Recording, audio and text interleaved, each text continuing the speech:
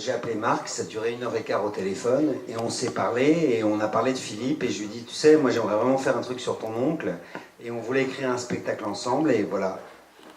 Oui, c'est vrai qu'on a été un peu feignant avec Christian, parce qu'on s'était donné comme challenge il y a un peu plus d'un an, après s'être rencontrés au téléphone, on va dire des choses comme ça, et puis une première fois à Paris, à Barbès, où j'ai eu le plaisir d'ailleurs de voir une pièce de Christian ce soir-là. On s'était dit qu'on ferait un petit bout de spectacle, on essaierait de produire quelque chose ensemble, quoi. Et puis on n'a pas eu ce temps-là malheureusement, mais voilà, on est convenu que le fait de venir ici, de témoigner de ce qu'était Philippe, et moi c'est un peu le sens de ma présence ici, pouvoir dire un petit peu au-delà du comédien qu'on connaît, du chanteur, du talent qu'on sait, dire un petit peu l'homme Philippe Léotard, celui que moi j'ai rencontré, celui qui m'a touché, mon oncle, mais au-delà de ça, quelqu'un qui m'a, on va dire, inspiré et dont on a peut-être déformé un petit peu l'image, les médias en tous les cas, et moi je veux restaurer une image de mon oncle qui était ce qu'il était, c'est-à-dire quelqu'un de très généreux, quelqu'un de très simple, quelqu'un de très accessible. Moi je rencontre, toute ma vie j'ai rencontré des gens qui ont passé au moins une soirée dans un bistrot avec lui et qui en gardent un souvenir en général assez sympathique. C'était quelqu'un qui était dans le don, c'était pas un saint, c'était pas une icône, c'était un homme qui aimait d'abord passionnément son métier, c'était d'abord un comédien de théâtre qui toute sa vie a rêvé des planches, et je pense que son destin de chanteur, ça a été sa manière à lui de réenchanter son aventure théâtrale. Il a fait du cinéma, je ne crois pas qu'il ait beaucoup aimé ce milieu-là. Ce milieu-là ne lui a pas rendu non plus, je crois, magnifiquement hommage. Mais je remercie Sylvie parce que ce soir, moi, j'ai eu le plaisir de voir le film de Piala que je n'avais jamais vu, qui est quand même un magnifique film. Vraiment beaucoup d'intensité, de force dans ce film-là. Philippe a eu cette chance-là, moi, il me l'a toujours dit comme ça, d'avoir rencontré des gens qui s'appelaient Maurice Piala, François Truffaut, André Delvaux, et puis des moins connus, des Solanias, des Monheim, des gens qui ont compté pour Philippe, à qui il a donné sans compter, comme dans cette chanson cinéma qui évoque en l'occurrence la rencontre avec Luc Monheim. Voilà, moi je veux juste témoigner, et je réponds à une question parce qu'il y a quelqu'un qui vient de m'interroger dans la rue là, en me demandant si j'étais un professionnel de la représentation de Philippe Léotard. Je précise que donc j'ai 44 ans.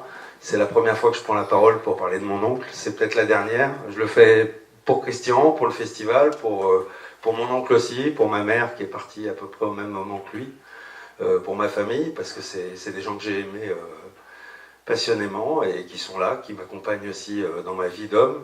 Et je le fais pour mes enfants. Là, mon aîné me demandait si j'étais ému là à l'instant, parce qu'il a bien conscience que voilà, c'est aussi notre famille, c'est notre histoire.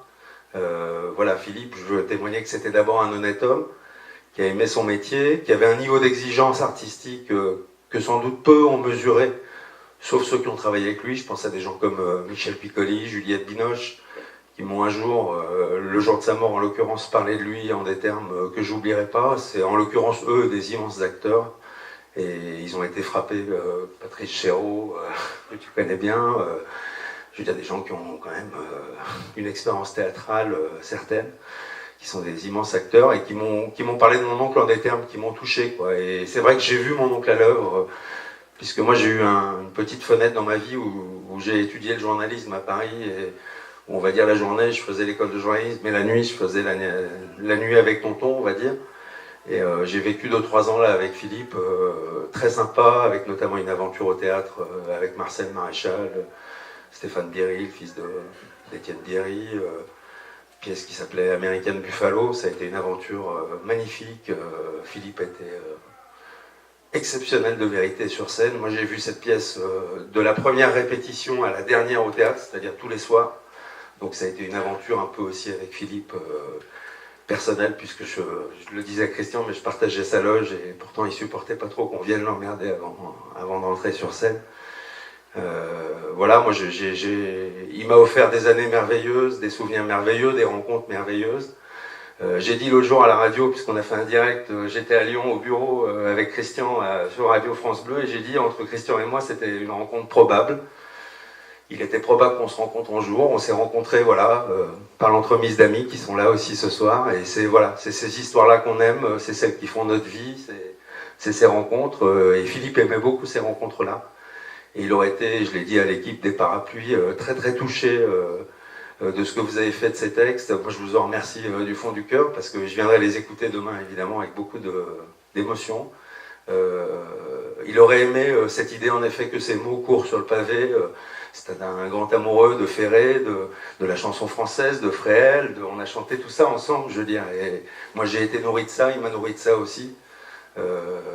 Voilà, donc il aurait aimé cette idée finalement qu'on partage une soirée autour de lui, de son talent qui est particulier, et je crois de ce que j'ai entendu ce soir, puisque certains m'ont confessé leur amour pour Philippe, je peux le dire comme ça, et ça me touche beaucoup.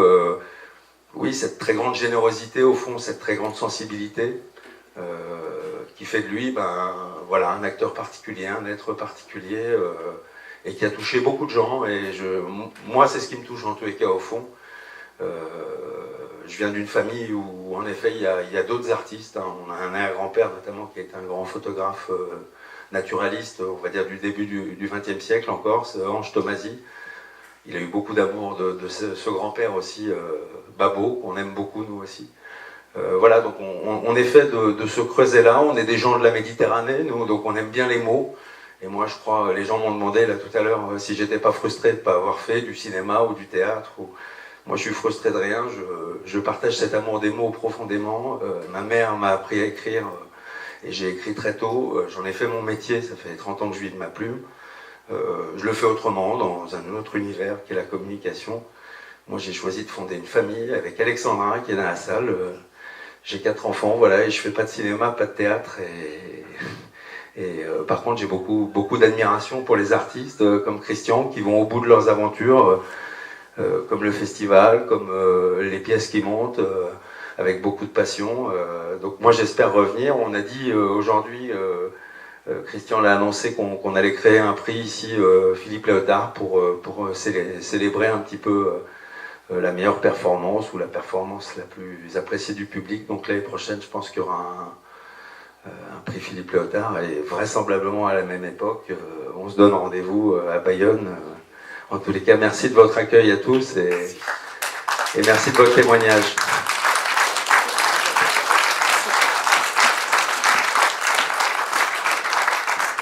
Voilà, je crois que ça se passe de tout commentaire. On va continuer autour d'un verre peut-être.